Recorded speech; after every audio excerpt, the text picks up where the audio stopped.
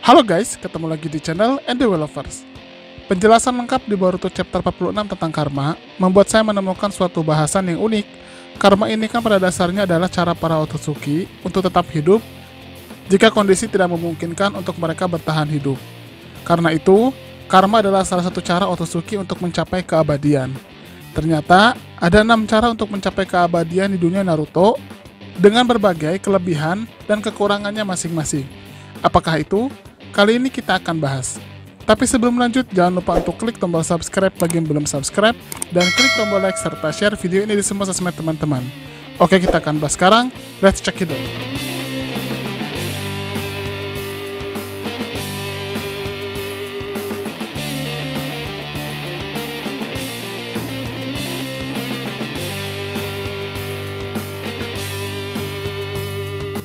Jiyongu adalah teknik yang dilakukan oleh Kakuzu untuk tetap hidup abadi. Teknik ini sebenarnya adalah teknik terlarang dari Takikakure. Kakuzu mencuri teknik terlarang ini dan mengimplementasikannya kepada tubuhnya. Prinsip kerjanya adalah menanam benang hitam khusus ke dalam tubuh Kakuzu.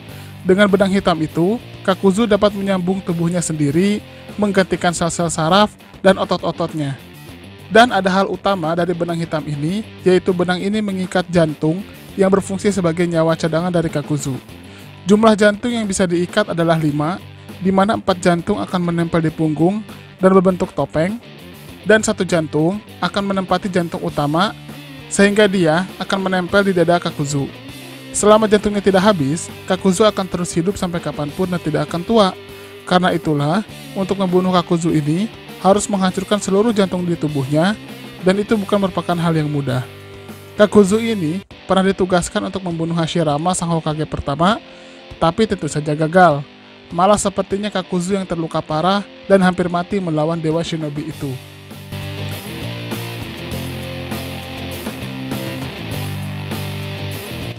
Fushi Tensei adalah teknik terlarang yang dikuasai oleh Orochimaru. Dalam rangka mencapai tujuan utamanya, yaitu menguasai berbagai teknik jutsu terhebat, Orochimaru menginginkan keabadian. Dan untuk mencapai itulah dia mempelajari teknik ini. Prinsip dasar teknik ini adalah Orochimaru harus berpindah tubuh dalam kurun waktu tertentu ketika tubuh utamanya sudah menua. Tentunya, targetnya harus tubuh yang lebih muda. Ketika sudah saatnya berpindah, maka Orochimaru akan keluar dari tubuh asal dalam bentuk manusia berbadan ular. Dia lalu akan masuk ke tubuh baru, dan otomatis tubuh baru itu jadi miliknya untuk selamanya. Kelebihan teknik ini, jika tubuh baru itu punya kekuatan khusus, misalnya Kekkei Genkai atau Dojutsu, maka kekuatan itu pun akan jadi milik Orochimaru. Tapi itu pun hanya selama tubuh itu dikuasai Orochimaru. Ketika Orochimaru berpindah lagi, maka kekuatan itu pun tidak akan menjadi miliknya lagi.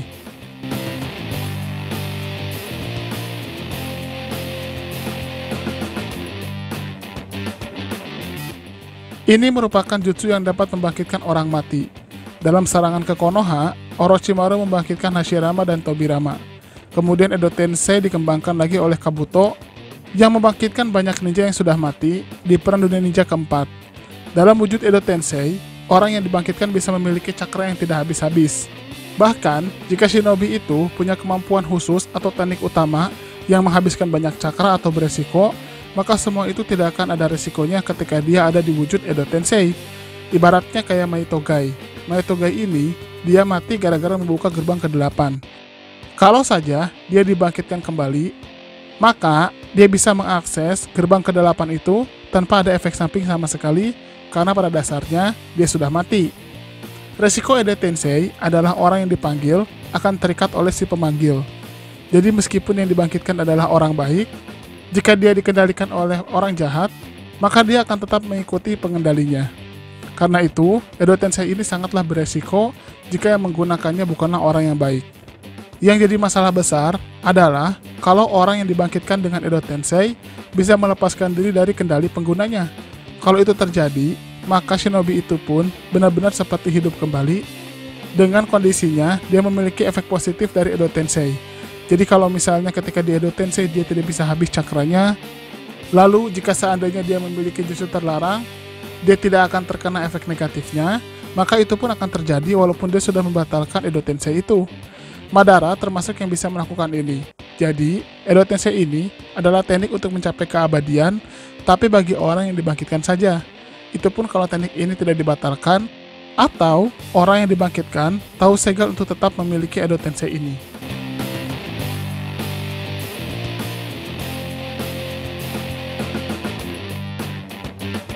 Hidan adalah salah satu tokoh di Naruto yang sukses mencapai keabadian. Dia dapat mencapai ini dengan teknik-teknik rahasia agama sesat Jashin yang dia pelajari, dalami, dan praktikkan. Detail tekniknya tidak diketahui banyak, namun teman-teman bisa lihat dari Hidan yang benar-benar sulit sekali mati. Keabadian dari teknik Jashin ini benar-benar unik, karena mau dipotong atau dibelah tubuh penggunanya sekalipun, dia tetap hidup. Penggunanya memang merasakan sakit, tapi dia tidak akan mati. Bahkan, Hidan yang sudah dijebak Shikamaru sekalipun, dan tubuhnya terpisah dari kepalanya pun dia tetap hidup. Kalau di Indonesia mungkin teman-teman pernah mendengar ajian rawa rontek, di mana orang yang menguasai ajian ini dia tidak bisa mati walaupun sudah dibelah atau ditusuk sekalipun. Dia hanya bisa mati jika tubuhnya jauh dari tanah. Gara-gara keabadian ini, Hidan jadi bisa seenaknya membunuh orang tanpa takut mati. Dia juga pada dasarnya tidak memiliki teknik ninjutsu apapun. Kemampuan utamanya hanya ritual khusus yang membuatnya bisa melukai dirinya sendiri, tapi efeknya akan kembali kepada orang-orang yang darahnya digunakan untuk ritual. Asuma Sarutobira salah satu korban ritual Hidan. Mungkin saja kekuatan Hidan itu didapat dari Jashin Otsutsuki ya. Hehehe. Tapi itu cuma bercanda ya, karena Jashin Otsutsuki itu hanya buatan fans saja.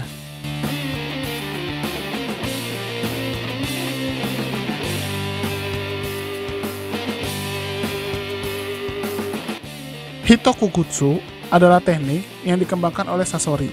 Sasori mengembangkan teknik yang dapat mengubah manusia menjadi boneka untuk mencapai keabadian. Dirinya lah hasil dari Hitokugutsu yang menggabungkan keabadian boneka yang merupakan benda mati dengan kehidupan manusia. Dia mengubah seluruh tubuhnya menjadi boneka dan menyisakan jantungnya saja yang merupakan sisa aspek kehidupan manusia. Dengan teknik ini, dia menjadi boneka dan dapat mencapai keabadian sesuai dengan yang diinginkannya. Selama jantungnya tidak dihancurkan, maka selama itu Sasori akan terus hidup.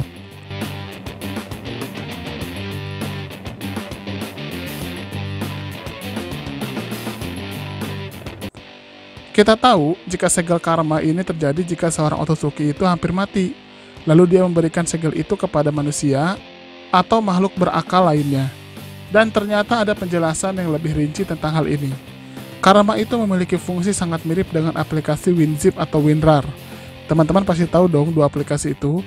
Kedua-duanya adalah aplikasi untuk mengkompresi ukuran suatu data agar tidak memakan memori dan mudah untuk dipindahkan. Prinsip kerja WinZip dan WinRAR terdiri dari dua tahap, yaitu kompresi dan dekompresi atau ekstraksi. Nah, file yang akan dipindahkan terlebih dahulu akan dikompres ukurannya. Besaran kompresi tergantung jenis dan pengaturan yang kita berikan. Ukuran suatu file bisa dikompresi dari ukuran gigabyte sampai menjadi seukuran megabyte saja. Lalu file itu bisa dipindahkan dari suatu perangkat ke perangkat lain. Untuk menggunakan file itu kembali, tentunya harus melalui tahapan dekompresi atau ekstraksi. Nah, tahapan ini gunanya untuk mengembalikan ukuran file seperti semula sehingga bisa digunakan sebagaimana mestinya. Nah, prinsip inilah yang terjadi dengan karma. Seorang Otsutsuki yang sudah diambang kematian, dia akan membuat backup file yang berisi kode genetik sekaligus jiwanya lalu dikompresi ke dalam bentuk segel karma. Lalu segel itu akan tertanam di tubuh inangnya. Seiring waktu, segel karma akan melakukan dekompresi atau ekstraksi dan akan menyebarkan kode genetik DNA Otsutsuki itu yang mulai berbaur dengan DNA inangnya. Semakin lama, seiring jiwa Otsutsuki juga ikut masuk ditambah kode genetiknya berbaur dengan inangnya, Otsutsuki akan mulai mengambil alih tubuh inangnya. Semakin lama maka Otsutsuki itu akan benar-benar mengambil alih dan mengubah tubuh inangnya menjadi tubuhnya sendiri. Dengan kata lain, Otsutsuki itu akan bangkit lagi secara sempurna. Nah, seiring hal itu juga, karma akan menghilang karena tugasnya sudah selesai. Itulah 6 cara mencapai keabadian di dunia Naruto. Teman-teman, kira-kira mau abadi dengan cara yang mana nih? Atau sekedar mengabadikan cintanya kepada si dia aja? Silahkan berikan komentarnya di kolom komentar kami.